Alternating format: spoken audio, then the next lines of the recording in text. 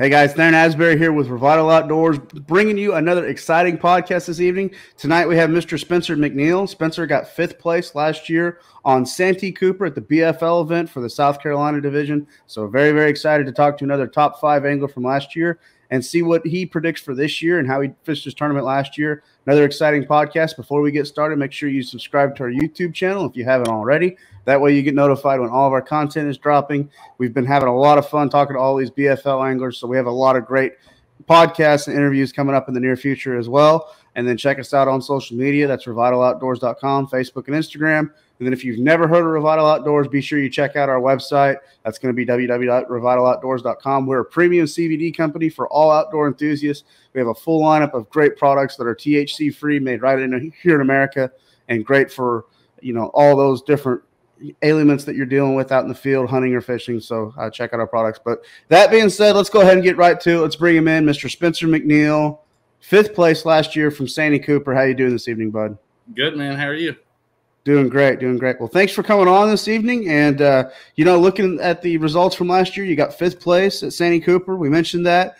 Tournament's coming up again this year pretty quickly to get things kicked off in the South Carolina division. So, talk to us about your tournament last year. Yeah, this year's coming a little earlier than last year.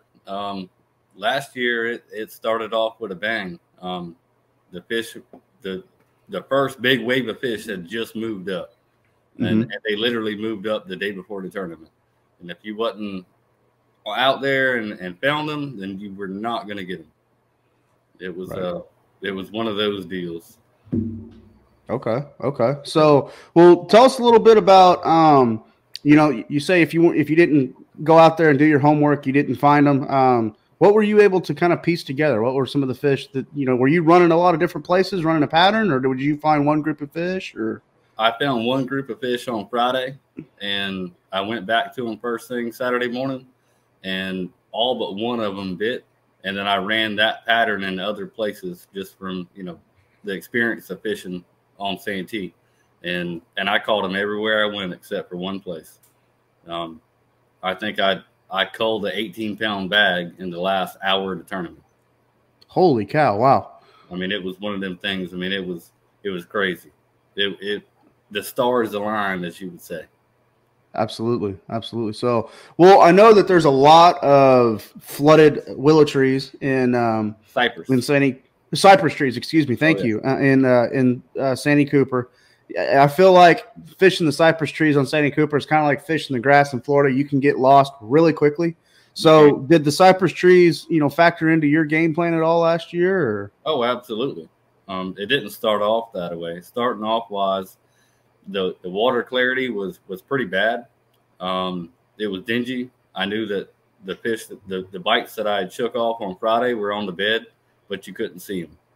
And they were around grass. They wasn't on cypress trees. So where I started off at, went right on back to them. They bit. I was out of there in probably 10 minutes. I had a limit for probably 15, 16 pounds, something like that. And just started running that pattern everywhere else.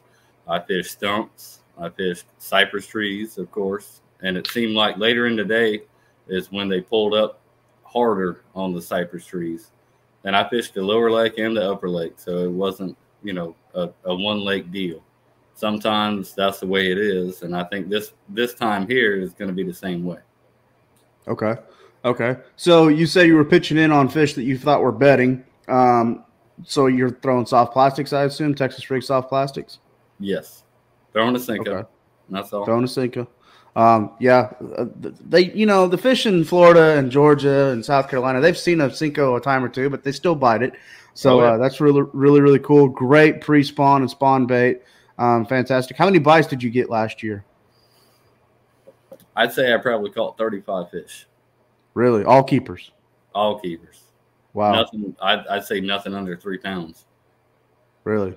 So you caught a bag like that, and you were still getting top 5, but usually when something like that happens, you're walking away the winner. So still nothing to argue with. A top 5 finish is top 5 finish. So do you think you could have done anything different to increase the size of the fish, or it just on Santee Cooper, it just happened and it happens? Yeah, it happens and it happens. I don't think I could have done anything different Me and actually the winner were around one another. Okay. For a portion of the day anyway. So, but yeah. Okay. So, you said that the tournament this year is a little bit different from last year, a little bit earlier in the year.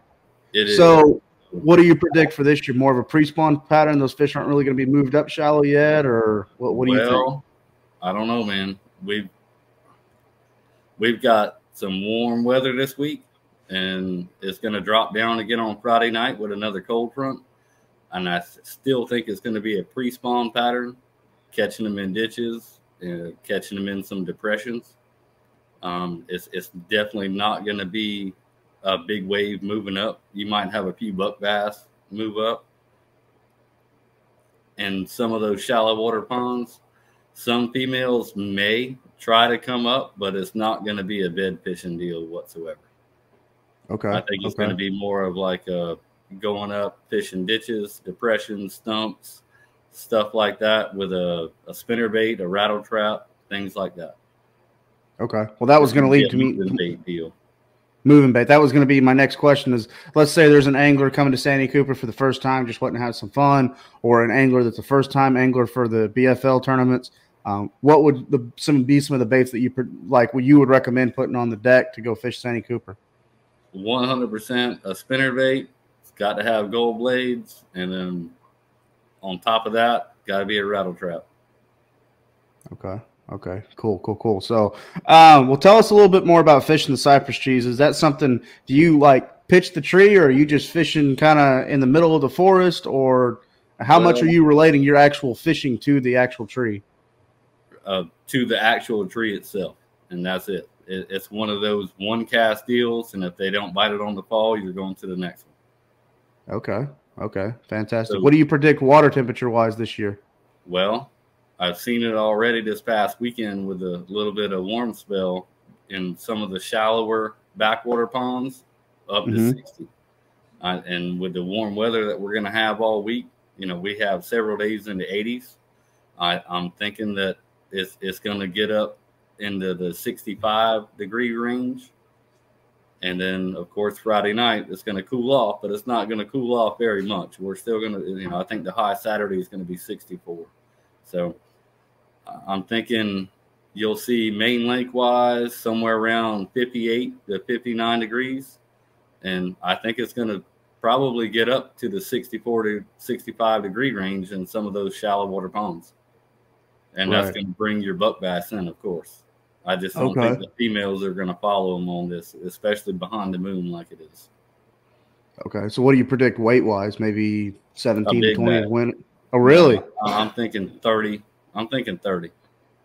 Holy cow. I had a good friend of mine named Brandon Riley that just smashed him and had his personal best yesterday with it being warm, and he had 31 and some change.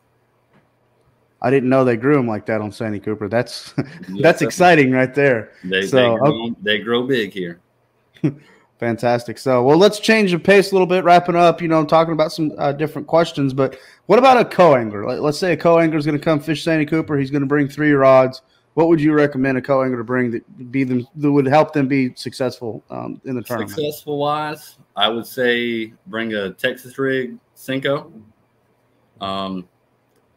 Don't ever count out a spinner bait this time of the year, and a rattle trap for sure. Okay. Even if you slow down a little bit, instead of throwing a rattle trap, maybe a jerk bait. Okay. Now you're speaking my language, like that jerk bait. And I assume Santee Cooper has got some pretty dark, dingy water. So when we're talking about a Texas Red Cinco, we're talking about June bug, black and blue, those kind of colors. Yeah, for sure. Right now it is. Some of the backwater ponds are crystal clear right now. Some of them, really? At main lake wise right now, the watercolor is dingy with the rain that we've had. Okay. Interesting. So, well, Spencer, it's been really great talking to you. Another top 5 angler. Hoping to see you win this one this year. But before we get off here, we just want to give you the opportunity to thank any of your friends, your family, your sponsors, anybody that supports your tournament career. I looked you up on Major League Fishing. You've been fishing with Major League Fishing for a long time. So I know you couldn't have got to where you're at without some support. Awesome. My great family, my loving wife, Jessica, my mom, my brother, and of course, my boss, Ben Cox. Couldn't do it without him. Absolutely. So, well, Spencer, good luck this year. Hope to have you back onto our podcast for Revital Outdoors, because that means you had a successful tournament on Santee Cooper or throughout the rest of your tournament season, fishing the South Carolina Division BFLs. We really wish you the best of luck. Thank you so much. Absolutely. From all of us at Revital Outdoors, I'm Theron Asbury. You've been talking to Mr. Spencer McNeil on this podcast once again. He got 5th place last year on Santee Cooper, South Carolina Division BFL. We wish him the best of luck. Again, if you haven't subscribed to our YouTube page, make sure you go ahead and do that now. That way you get notified when all of our future content is dropping. And as always, God bless. Be safe out there, and we'll talk to you on the next podcast.